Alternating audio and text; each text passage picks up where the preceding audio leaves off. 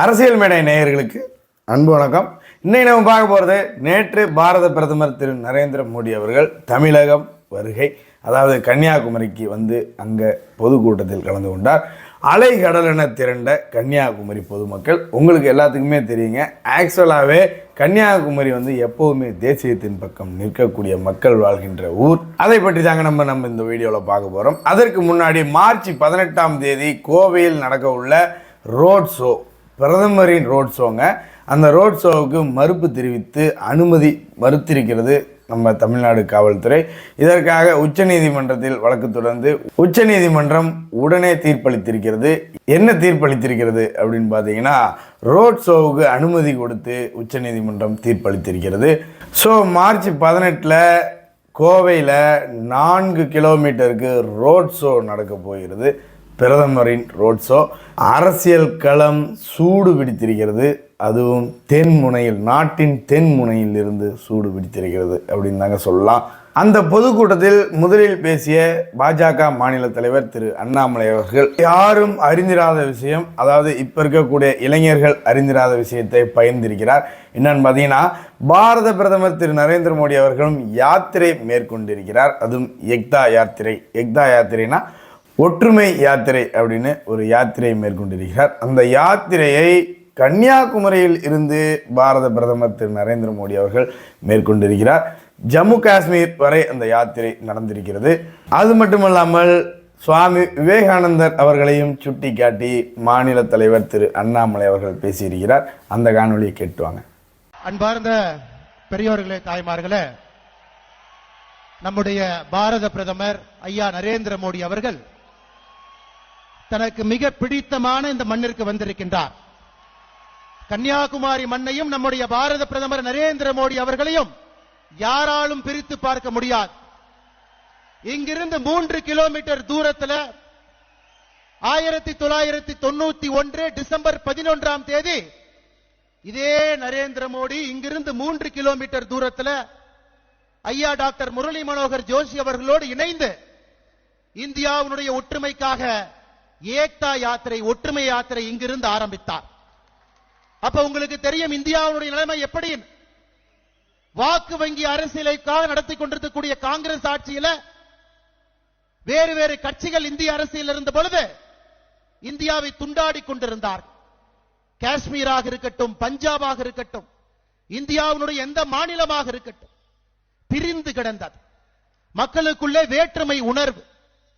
இது இங்கிருந்து 3 kilometre December 11ஆம் தேதி 1995 45 நாட்கள் இந்த மண்ணில் இருந்து ஆரம்பிக்கப்பட்ட ஒற்றுமை யாத்திரை, ஏக்தா யாத்திரை ஜனவரி 26ஆம் தேதி 1992 காஷ்மீரினுடைய லால் சவுக்கில் நம்முடைய மூவர்ண கொடியை ஏற்றி வைத்து நம்முடைய பாரத பிரதமர் நரேந்திர மோடி அவர்கள் சொன்னார்,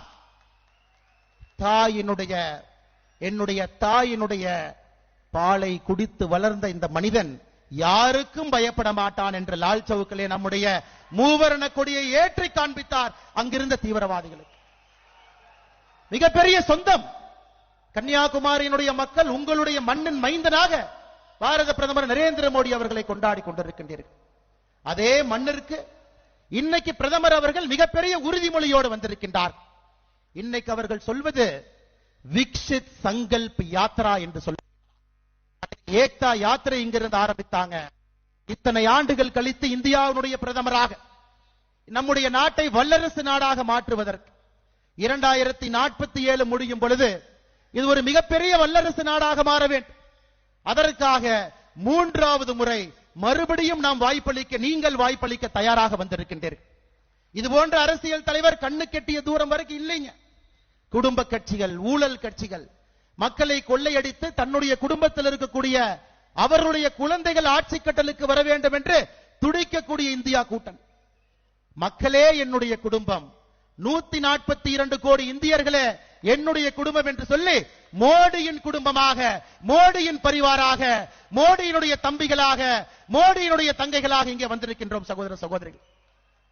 இந்த யாத்திரை மிக முக்கியமான யாத்திரை.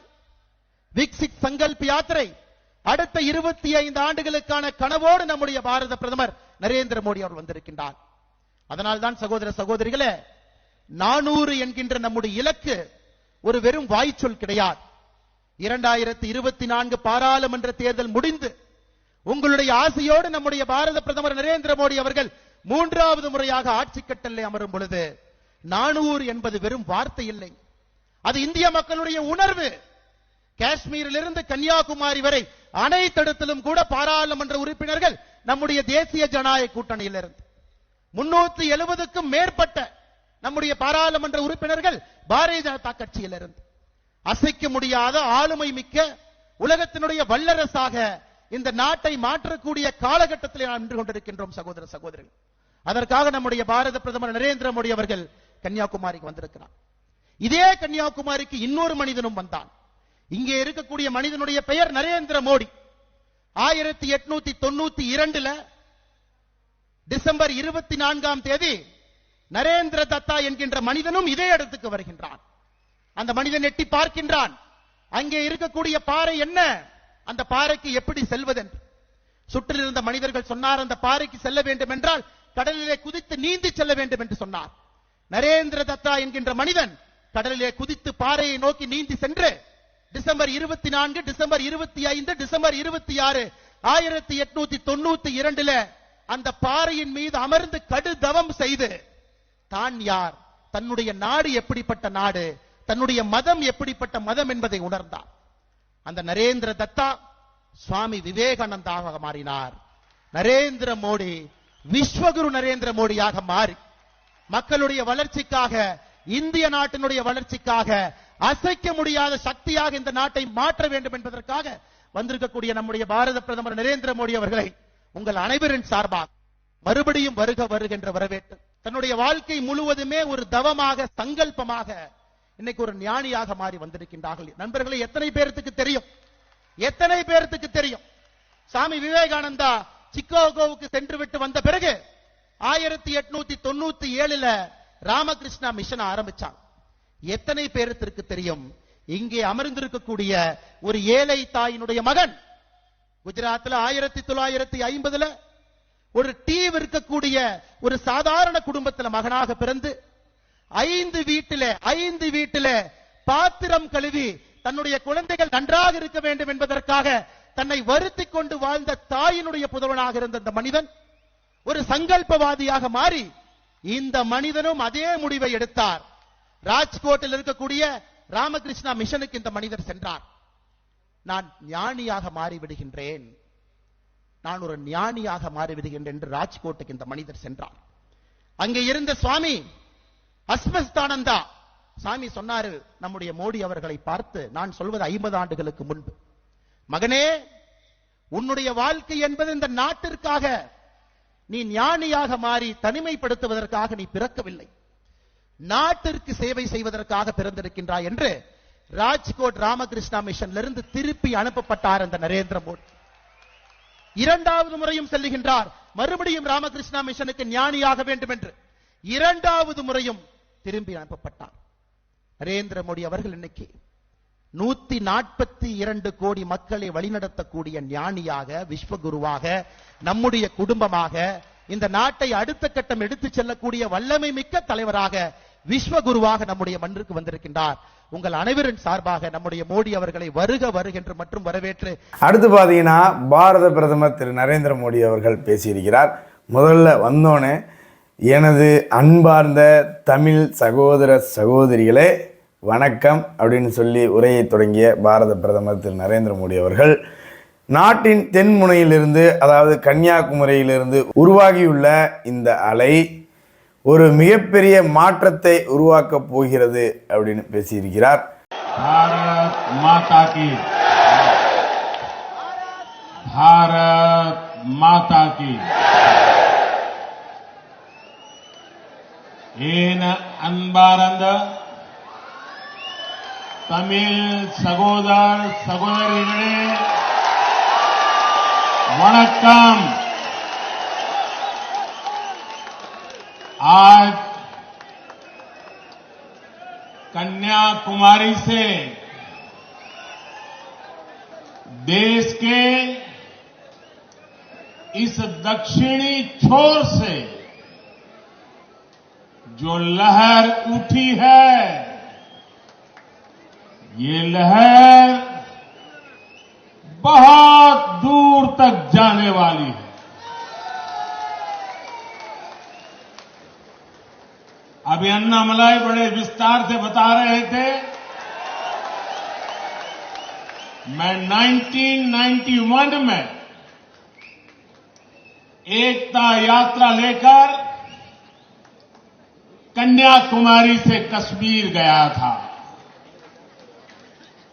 और इस बार मैं कश्मीर से कन्याकुमारी आया हूं। जम्मू कश्मीर के लोगों ने देश को तोड़ने का सपना जो देखते हैं, जम्मू कश्मीर के लोगों ने ऐसे लोगों को नकार दिया है। अब तमिलनाडु के लोग भी ऐसा ही करने जा रहे हैं। साथियों, मैं तमिलनाडु की धरती पर बहुत बड़े परिवर्तन की आहट देख रहा हूं। तमिलनाडु में बीजेपी का प्रदर्शन इस बार डीएमके और कांग्रेस के इंडी अलायंस का सारा घमंड तोड़ करके रख देगा। साथियों,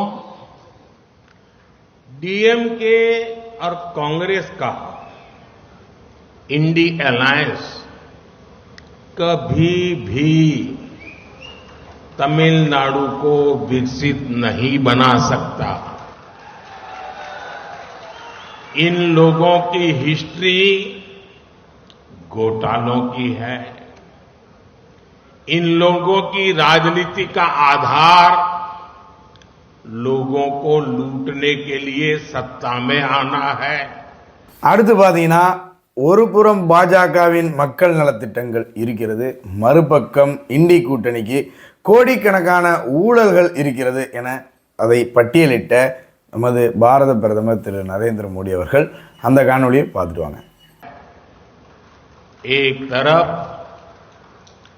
बीजेपी की कल्याणकारी स्कीम होती है, दूसरी तरफ इनके करोड़ों के स्कैम होते हैं।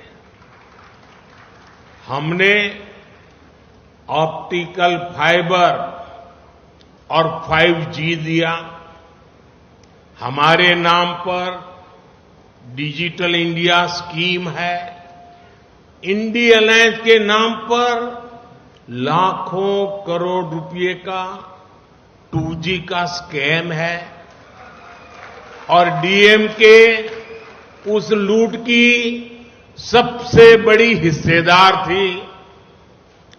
बीजेपी ने बड़ी संख्या में एयरपोर्ट बनाए, हमारे नाम पर उड़ान स्कीम है, इंडी अलायंस के नाम देश की सुरक्षा के साथ खिलवाड़ करने वाले हेलीकॉप्टर स्कैम है। हमारी खेलो इंडिया और टॉप स्कीम से देश ने खेलों में ऊंचा मुकाम हासिल किया, लेकिन उनके नाम पर CWG स्कैम का दाग है। हमने खनिज सेक्टर में रिफॉर्म को लागू किया, इंडी अलायंस के नाम पर कॉल स्कैम की कालिख लगी है।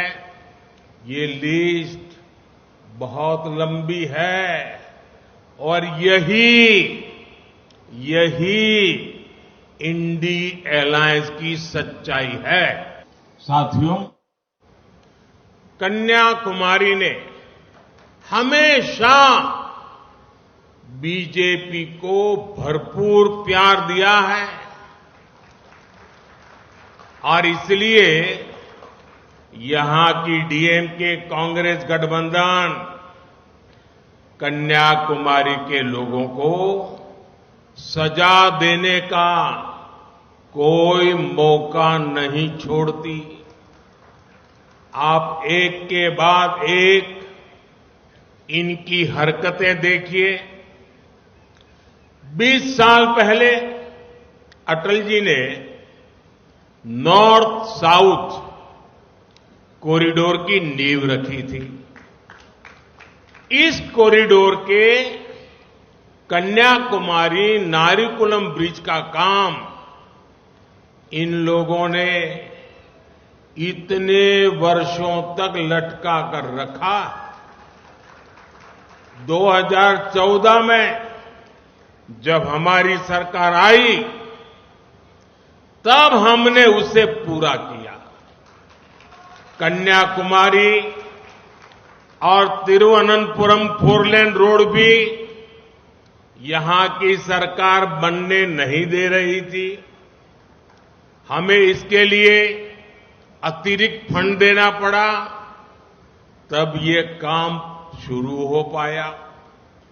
कन्याकुमारी के लोग मार्तंडम और पार्वतीपुरम फ्लाईओवर के लिए भी वर्षों से मांग कर रहे थे, लेकिन डीएमके और कांग्रेस के लोगों ने एक बार भी नहीं सुना। जब बीजेपी केंद्र में आई तब ये काम भी पूरा किया गया।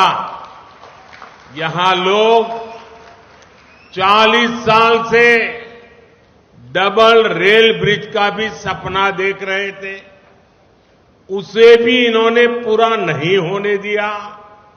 अब बीजेपी सरकार ये काम कर रही है।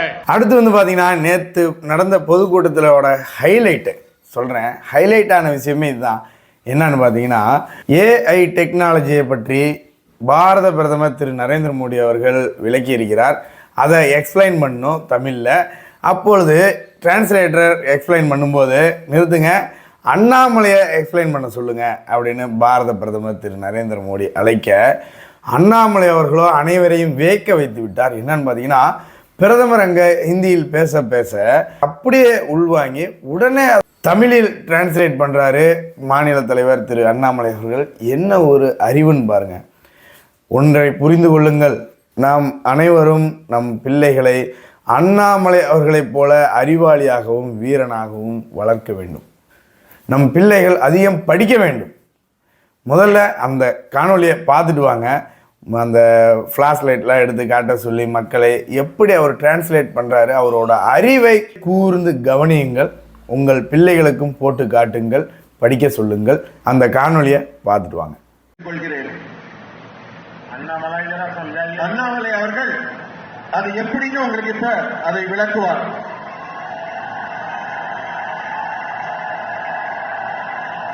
அன்பார்ந்த நம்முடைய பாரதிய ஜனதா கட்சியினுடைய தொண்டர்களே, பொதுமக்களே, நம்முடைய நீண்ட குறை பிரதமர் அவர்கள் தமிழிலே பேசும் பொழுது கேட்க வேண்டும் என்று நீங்கள் நினைக்கிறீங்களா? பிரதமர் தமிழ்ல பேசுறதை கேட்கறீங்களா? நீங்க எல்லாம் இன்று பிரதமர் அவர்கள் நமக்காக தொழில்நுட்பத்தை பயன்படுத்தி ஆர்டிபிஷியல் இன்டெலிஜென்ஸ் செயற்கை நுண்ணறிவை பயன்படுத்தி நம்முடைய முதல்ல ட்விட்டர், இப்ப எக்ஸ்னு சொல்லுவோம், அதுல நீங்க பாத்தீங்கன்னா நமோ இன் தமிழ், என்னுடைய செல்போன்ல நீங்க பார்க்கலாம், அங்கிருந்து எப்பத்துக்கு தெரியாதுங்க, இருந்து இந்த வீடியோ நீங்க பார்க்கலாம். நமோ இன் தமிழ் அப்படின்னு ஒரு ஹேண்டில் இருக்குதுங்க, நமோ இன் தமிழ். பிரதமர் அவர்கள் இந்த நிகழ்ச்சி பேசி முடித்த பிறகு இன்னும் கொஞ்ச நேரத்தில் பிரதமருடைய பேச்ச செயற்கை நுண்ணறிவு ஆர்டிபிஷியல் இன்டெலிஜென்ஸ்ல அவருடைய பேச்சு தமிழில் அப்படியே அவருடைய குரல்ல அதே எமோஷன்ல எந்த உணர்வுல பேசுறாங்களோ அதே உணர்வுல கிட்டத்தட்ட இதுல உங்களுக்கு வீடியோவா வந்துடும். நாம் செய்ய வேண்டியது இது எல்லா சமூக வலைதள பக்கத்துல இந்த வீடியோவை நாம் எடுத்துட்டு போகணும். தமிழக மக்களுக்கு நம்முடைய வாட்ஸ்அப் குரூப்ல, பேஸ்புக்ல, எக்ஸ் தளத்துல பக்கத்தில் இருக்கவங்க எல்லாருக்குமே நீங்கள் எடுத்து சொல்லணும். நீங்க பாரதிய ஜனதா கட்சியினுடைய அதிகாரப்பூர்வ நம்முடைய வெப்சைட், நம்முடைய சமூக வலைதள ஹேண்டில் நீங்க பார்த்துக்கிட்டே இருங்க. பிரதமருடைய ஒரு பேச்சு தமிழ்நாட்டினுடைய பேச்சு இல்ல. இது முடித்த பிறகு தெலுங்கானா போறாங்க, கர்நாடகா போறாங்க, வேற மாநிலத்தில் பேசுவாங்க. அந்த மாநிலத்தில் பேசக்கூடிய அந்த பேச்சுல முக்கியமான விஷயத்தையும் தமிழிலே மொழிபெயர்த்து செயற்கை நுண்ணறிவோடு அன்னைக்கு சாய்ந்திருக்கக்குள்ள இருக்கு. அதனால் நீங்கள் பிரதமருடைய தமிழ்நாட்டினுடைய பேச்சையும் கேட்கலாம், தமிழ்நாட்டிற்கு வெளியே இருக்கக்கூடிய பேச்சையும் கேட்கலாம். இதை எல்லோரிடமும் கொண்டு செல்ல வேண்டியது உங்களுடைய கடமை. இன்னைக்கு சாய்ந்திருக்கக்குள்ள இது பற்றி எல்லா சம்பூர்ணமான டீடைல்ஸ் உங்களுக்கு இருக்கும். இதை நீங்கள் சாதாரண நம்முடைய மக்களுக்கு, வீட்டில் இருக்கக்கூடிய நம்முடைய தாய்மார்களுக்கு, வெளியே இருக்கக்கூடிய பெண்களுக்கு, வீட்டில் இருக்கக்கூடிய குழந்தைகளுக்கு நீங்கள் எடுத்து செல்ல வேண்டும் என்று பிரதமர் மோடி அவர்கள் சார்பாக அன்பார்ந்த கோரிக்கை வைக்கின்றோம். இப்ப பிரதமர் அவர்கள் பேசிய அந்த பேச்செல்லாம் செயற்கை நுண்ணறிவில் இருக்கும் பொழுது அதை நீங்க பதிவிறக்கம் செய்து பிரதமருடைய மனதின் குரல் போல இதை கேட்பீங்களா? கேட்பீங்களா? கேட்பீங்களா? औरों को भी सुनने के लिए बताएंगे। நீங்கள் கேட்பது மட்டுமல்ல, இன்னொருத்தரையும் கேட்க சொல்லுவீங்களா? கேட்க சொல்லுவீங்களா? हर एक को मोबाइल पर सिखाएंगे कि कैसे सुनना चाहिए। எல்லாரும் உங்களுடைய மொபைல் போன்ல இதை எப்படி நீங்க கத்துக்கணும். இப்ப நம்ம பேசணும், சமூக வலைதளத்துல வீடியோ வர ஆரம்பிக்கும், நீங்க கத்துக்கணும், கேட்க ஆரம்பிக்கணும், மற்றவங்களையும் கேட்க வைக்கணும். உங்களுடைய போனை உயர்த்தி மோடி அவர்களுக்கு கேட்போம்னு காட்டுவீங்களா? உங்களுடைய மொபைல் போன்ல கையில் எடுத்து நிச்சயமாக நாங்கள் கேட்போம், கேட்க வைக்கின்றோம் சொல்லுவீங்களா? லைட் ஆன் பண்ணி காட்டுவீங்களா? மோடி அவர்களே நிச்சயமாக நாங்கள் செய்வோம் என்று இங்க இருக்கக்கூடிய லைட் ஆன் பண்ணி மொபைல் போன்ல காட்டுவீங்களா? நிச்சயமாக உங்களோட இருக்கின்றோம் என்று சொல்வீர்களா? ये मोदी जो तमिल में कोशिश कर रहा है ना, आप तमिल भाषा का सम्मान कर रहे हैं, आप मोदी का तमिल के प्रति प्यार है उसका सम्मान कर रहे हैं, और इसलिए मैं आपका आभार व्यक्त करता हूं। மோடி அவர்கள் தமிழிலே பேச வேண்டும் என்று நான் எதற்காக நினைக்கின்றேன் என்றால், உங்களுடைய மொழிக்கு, நம்முடைய மொழிக்கு அந்த மரியாதை கொடுக்க வேண்டும் என்று துடித்துக் கொண்டிருக்கின்றேன். நிச்சயமாக என்னுடைய குரலை நீங்க தமிழிலே கேட்க வேண்டும் என்று அன்போடு கேட்டுக்கொள்கின்றேன். மறுபடியும் இதே உங்களுடைய கையை உயர்த்தி மோடி அவர்களுக்கு நீங்கள் ஆதரவு தெரியுங்கள் சகோதர சகோதரிகளே. இந்த மரியாதை நம்முடைய தமிழ் மொழிக்கு, உலகத்தினுடைய தொன்மையான மொழிக்கு நாம் செய்யக்கூடிய மரியாதை. भारत माता की, भारत माता की, भारत माता की। बहुत बहुत धन्यवाद। ஐயா, இதிலிருந்து என்ன தெரிகிறது ஐயா? பாரத பிரதமர் திரு நரேந்திர மோடி அவர்களின் ரைட் ஹேண்ட் மாநில தலைவர் திரு அண்ணாமலை அவர்கள். சில பில்லாக்கா பசங்க அப்படி இப்படி அதை இதை மாற்றிடுவாங்க, அண்ணாமலை மாற்றிடுவாங்கன்னு கதறிக்கொண்டு இருக்கிறார்கள். அவர்களெல்லாம் கண்ணில் விளக்கெண்ணெயை ஊற்றிக்கொண்டு நமது காணொளியை பார்க்க சொல்லுங்கள். பார்க்கவில்லை என்றாலும் அவர்களுக்கு அனுப்புங்கள், அவர்கள் பார்த்து வயிறு எரியட்டும். யோ, அண்ணாமலை பிரைம் மினிஸ்டர் மெட்டீரியல்யா. எதுக்கு பிரதமர், நாட்டோட பிரதமர் கூப்பிட்டு முன்னிலைப்படுத்துறாரு? ஒரு பிரைம் மினிஸ்டர் மெட்டீரியல்யா, அதை புரிஞ்சுக்கங்கய்யா. ஐயா, நான் இந்த இடத்துல ஒன்று சொல்ல விரும்புகிறேன். நம் அனைவரும் நிறைய படிக்க வேண்டும், நிறைய கற்றுக்கொள்ள வேண்டும், நிறைய மொழிகளை படித்து கற்றுக்கொள்ள வேண்டும். தமிழ் மொழியை தாய்க்கு நிகராக நேசிக்க வேண்டும். யாமறிந்த மொழிகளிலே தமிழ் மொழி போல் எதுவும் கிடையாது அப்படின்னு மகாகவி சொன்னார். எப்படி சொன்னார்? வெறும் தமிழ் மொழியை மட்டும் படிச்சுட்டு சொன்னாரா? கிடையாது. எல்லா மொழியும் படித்ததுனால தான் அவருக்கு தெரிந்தது யாமறிந்த மொழிகளிலே தமிழ் மொழி போல் எதுவும் இல்லை அப்படின்னு. புரியுதுங்களா? எல்லா மொழியும் கற்றுக்கொள்ள வேண்டும், எல்லா மொழியும் படிக்க வேண்டும். திமுக காரனுக்கு தான் அது பிரச்சனைங்க. எல்லாரும் படிச்சுட்டாங்க அப்படின்னா திமுக காரனுக்கு தான் பிரச்சனை. இது எப்படி எல்லாரும் வசதி ஆகிட்டாங்கன்னா, மக்கள்லாம் வசதி ஆகிட்டாங்கன்னா ஓட்டுக்கு பணம் கொடுத்தா வாங்க மாட்டாங்க, திமுக ஓட்டு போட மாட்டாங்கன்னு அவனுங்களுக்கு தெரியுதுல்ல, நம்மளுக்கும் தெரியும்ல. அதே போல தான் எல்லா பிள்ளைகளும் படித்து விட்டால் திமுகவிற்கு வாக்களிக்க மாட்டார்கள். அதனால் ஐயோ தமிழை கொள்றாங்க அப்படின்னு இவர்கள் பொய்யை பரப்பி கொண்டு இருக்கிறார்கள். பொய்யை பரப்புவார்கள், இன்னும் பரப்புவார்கள். அதனால் அதெல்லாம் நம்ப வேண்டாம். இளைய தலைமுறைகளுக்கு இதை நான் சொல்ல விரும்புகிறேன். அதற்கப்புறம் பார்த்தீங்கன்னா, மத்திய அரசு ஒரு வேலையை செய்ய வேண்டும். என்னன்னு பார்த்தீங்கன்னா, ஓட்டுக்கு பணம் கொடுப்பதை தடுத்து நிறுத்த வேண்டும். ஒவ்வொரு தடவையும் திமுக இதே வேலையை செய்கிறது, அதிமுகவும் இதே வேலையை செய்கிறது. ஓட்டுக்கு பணம் கொடுத்து ஓட்டை வாங்கி கொள்கிறது. அதனால் தயவு செய்து மக்களை வாங்காதீங்க அப்படின்னு சொல்ல முடியாது. அதனால் ஓட்டிற்கு பணம் கொடுப்பதை மத்திய அரசு தான் தடுத்து நிறுத்த வேண்டும் அப்படின்றதையும் இந்த இடத்தில் சொல்லிக்கொண்டு இத்துடன் இந்த வீடியோவை முடித்துக்கொள்கிறேன். மீண்டும் நாளை சந்திப்போம். நன்றி, வணக்கம். ஜெய் ஹிந்த்.